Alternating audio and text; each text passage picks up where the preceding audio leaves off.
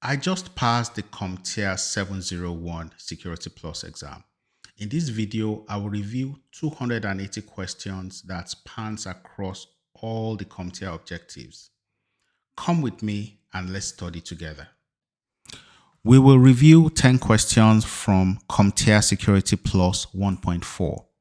Explain the importance of using appropriate cryptographic solutions. Question 1. What process involves altering sensitive data, such as credit card numbers, into a token that holds no inherent value and is used in a secure transaction? Okay. So what process involves altering sensitive data, such as credit card numbers? Okay. So the first is obfuscation, steganography, tokenization, and salting. Okay. Alter sensitive data into a token. So this is the giveaway here, into a token.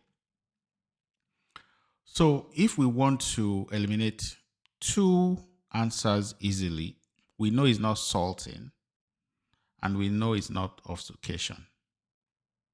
And we can actually take away steganography. And here, the tokenization into a token, that gives it away. So tokenization is the correct answer. Because tokenization is the technique of transforming sensitive data into tokens that lack inherent value. So these tokens are used in transaction, ensuring security by reducing the risk of transmitting or storing. Okay, let's go to number 2.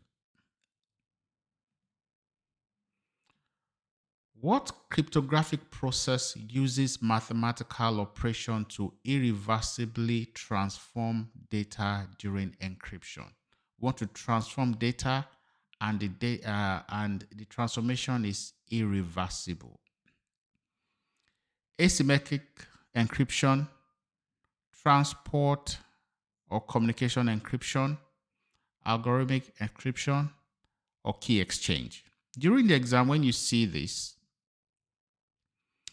as I said, eliminate as many questions as you can. We know it's not a key exchange because a key exchange is used to transfer keys. It's not this. It's not, let's see, during encryption. It's not transport or communication encryption, right? That's not it. I don't even know what transport encryption is. So we can exclude B and D. Now, asymmetric encryption, it's when you have a public key and a private key. So it's not this, because this question is not telling us about having a public key and a private key to decrypt. It's telling us that what cryptographic process uses mathematical operation to irreversibly. So the answer will be algorithmic encryption. And essentially, this encryption involves using complex mathematical operations to ensure that encrypted data cannot be easily reverted to the original form. So that is the answer. Let's see. Okay. Algorithmic encryption. Let's go to number 3. What technology works as a distributed ledger to maintain secure and tamper-proof records of transaction? We want secure and tamper-proof record of transaction. Okay, proof of work. I can eliminate that because I know it's not proof of work. And in what context are they talking? It's not encryption. What technology works? Okay, here you see distributed ledger. When you hear distributed ledger, you should be thinking of something. I won't tell you yet. So it's not an encryption, because encryption is used to encrypt data to make it secure. And we can take encryption as confidentiality, right? The CIA triad. Always try to link any question you see and figure out what they are testing. Are they testing confidentiality, integrity, or availability? Okay. So this question, what is testing is actually integrity, right? It says which technology works as a distributed ledger to maintain secure and tamper-proof? That's integrity. So it could be either digital signatures or blockchain. But we know that it says distributed ledger, right? And the answer is blockchain because blockchain is associated with distributed ledger. Essentially, a blockchain is a decentralized digital record that securely documents transactions across numerous computers. So the answer is blockchain. Number 4. In cryptography, what does a key exchange involve? Ensuring encryption irreversibility, using private and public keys for decryption, encrypting large amount of data with one key, and securely transmitting cryptographic keys. Here, if you know it, and you can just answer it directly because these are one of the questions that you can use to bank time, to give yourself time to be able to solve the questions that you don't understand. But let's go through it by the process I like, which is eliminate some answer choices. Okay, cryptography. What does key exchange mean? Key exchange, ensuring encryption irreversibility. No, that's the one that we did earlier, which is algorithmic encryption. Use private and public key for description. No, this is asymmetric encryption. Encrypting large amount of data with one key. No. So the answer is D. Securely transmitting cryptographic keys, right? That is what a key exchange is used for, right? Because a key exchange in cryptography pertains to the secure transmission of cryptographic keys between two parties. Okay? Now let's go to number 5. What is the primary role of a private key in the public key infrastructure? Okay, private key. Let's see.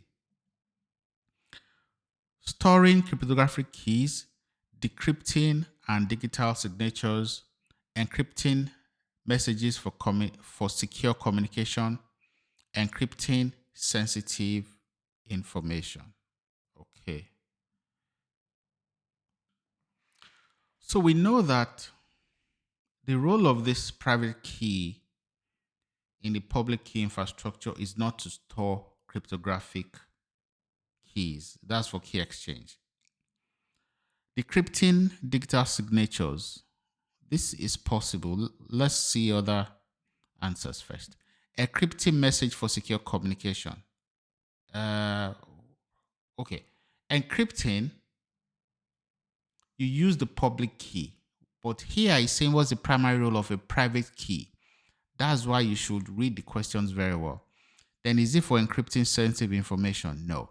So a private key is used for decrypting and digital signatures. This is used for non-repudiation when you cannot deny that you actually did something.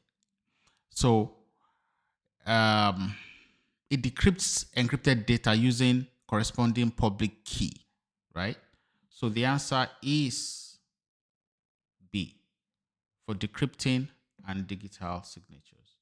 Let's go to number 6. What is used to manage invalid digital certificates to ensure secure online communication? So we want to know what is used to manage invalid digital certificate. Okay. First choice, self-signed certificate. Second, certificate revocation list. / online certificate status protocol, certificate authority, certificate signing request generation. Okay. What we're trying to figure out is that what is used to manage invalid digital certificates. Invalid. Okay. We know it won't be a self-signed certificate, because a self-signed certificate is what organizations use in their companies. We have third-party certificates in which it's validated by a third-party company or self-signed within. Okay. Certificate authority is CA. I don't think it's not this. Certificate signing request, I can eliminate this too. So right off the bat, I know invalid digital certificates. That's what's saying, right? Invalid. Okay. A certificate revocation list will have that, and an online certificate status protocol will have that. Now, if they want to make the question more difficult, they can actually make each of this question an option, because there's a difference between the CRL and the OCSP. Even though this is the answer, right? The OCSP is for real time. So when a certificate has just been revoked and you search the CRL, you might not find it there, because the CRL, they will batch the information. But if you want the real-time information, you will get it from the OCSP. So when a question comes like this, that where can you find in real time invalid digital certificates, it will be the OCSP. Okay. Let's go to question 7. What cryptographic approach uses a single key to encrypt large data volumes, particularly with block cipher? Okay, a single key.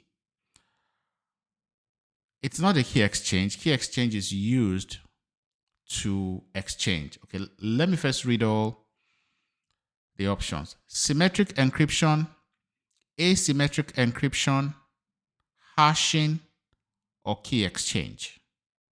I know it's not a key exchange. I know it's not hashing. Could it be symmetric or asymmetric? But we should know. The system I use to know the difference between the symmetric and the asymmetric is, I look at symmetric as one, symmetry, symmetric. And when it has asymmetry or asymmetric, it introduces an A. Then I see that as 2. So that is the methodology I use personally. Now, this question is asking single key. It means one key, right? That means that's symmetric. It's like the key that opens the door to your house. If you don't have a duplicate key, only one key can open it. So if you have a visitor that is coming to visit you, you have to give that visitor your own key, because that's the only key that can open the door. Thus, the answer is symmetric encryption. Now let's go to number 8. What types of cryptographic hardware components can store keys and manage cryptographic processes? Choose 2. Can store keys and manage cryptographic processes. Okay. Hardware security module, HSM. Full disk encryption, FDE. Trusted platform module, TPM. And encryption key management software. Okay. Let's assume we don't even know any of these answers. One important thing that we have to realize is that it says choose 2. Don't let us make a mistake and choose one and just move on. Okay. What type of cryptographic hardware component can store keys and manage? Okay, store keys. So could it be encryption key management software? I don't think so. We definitely know it's not full disk encryption, because the full disk encryption is what we use to encrypt our computer or laptops. So hardware security module and HSM are the two choices that are the correct answers, because definitely we can eliminate FDE. And once we eliminate FDE, we know that we are left with 3 answers and we are supposed to choose 2. Even if we are guessing, our probability of getting the answer correctly goes up. So during your study, you will have come across HSM and TPM. Even when you don't know what they mean, you have an idea.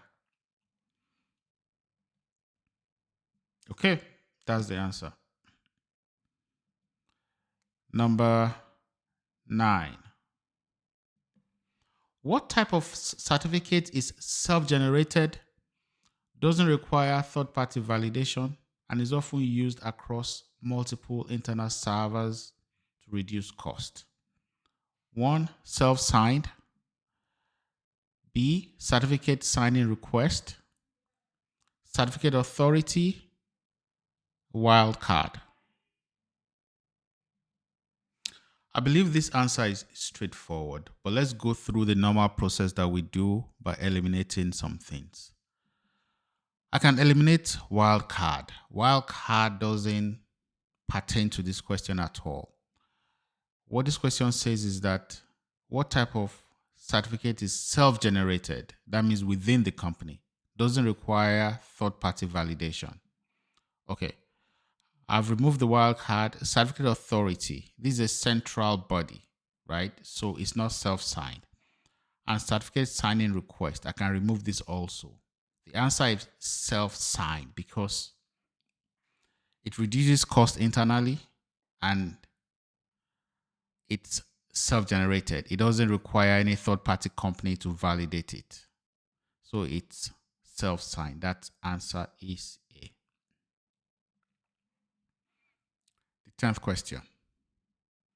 So if you're enjoying this training and you want more videos like this, there'll be another video right after this that you can watch. Also, make a comment. Any other type of questions that you love to see, let me know. Communicate with me, and also your comment can help other users as well. Question 10. Which method involves deliberately confusing or obscuring code to make it difficult to understand? This is one of those things that once you know, and you can just answer it and move on. But let's go through it. Data masking, option 1, obfuscation, tokenization, and steganography. Okay. We know it's not tokenization because there's nothing that tells us about tokens here. It's not about data masking because it says deliberately confusing or obscuring code to make it difficult to understand. So we've removed data masking, we've removed tokenization, and the best option is obfuscation. This is the technique of intentionally making code more intricate to hinder outside comprehension while maintaining its function. Obfuscation. So that is the answer.